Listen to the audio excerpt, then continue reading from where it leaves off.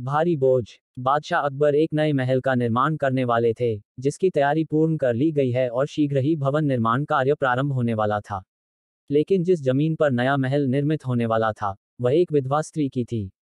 उसे वह जमीन छोड़ने विवश किया जा रहा था, लेकिन पूर्वजों की जमीन होने के कारण वह उस जमीन को छोड़ना नहीं चाहती थी।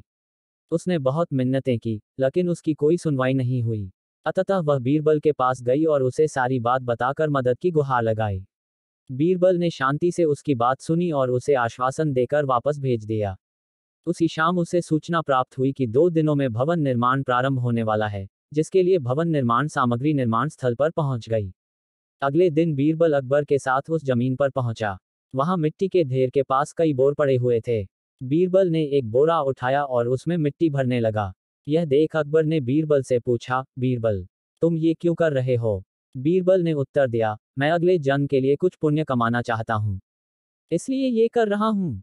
बीरबल की बात अकबर को समझ नहीं आई, लेकिन उन्होंने उस पर अधिक ध्यान नहीं दिया। वे वहां खड़े देखते रहे और बीरबल बोरे में मिट्टी भरता रहा। बोरे में पूरी मिट्टी भर जाने के बाद वह अकबर से बोला, हुजूर, मिट्टी से भरे उस बोरे को उठाकर मेरी पीठ पर रखने में क्या आप सहायता करेंगे? अकबर तैयार हो गए और झुककर बोरा उठाने लगे। वह बोरा बहुत भारी था।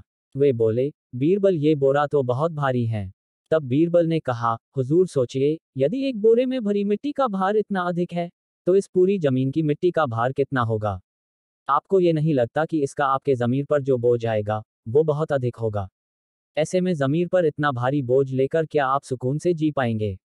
बीरबल की इस बात ने अकबर की आंखें खोल दी। उन्हें अपनी गलती का एहसास हो गया। उन्होंने उसी समय निर्णय लिया कि वे उस जमीन पर नए महल का निर्माण नहीं करेंगे। इस तरह बीरबल अपनी सूझबूझ से बादशाह अकबर को मना पाता है। ऐसे ही और नए वीडियो देखने के लिए हमारे चैनल को सब्सक्राइब करें।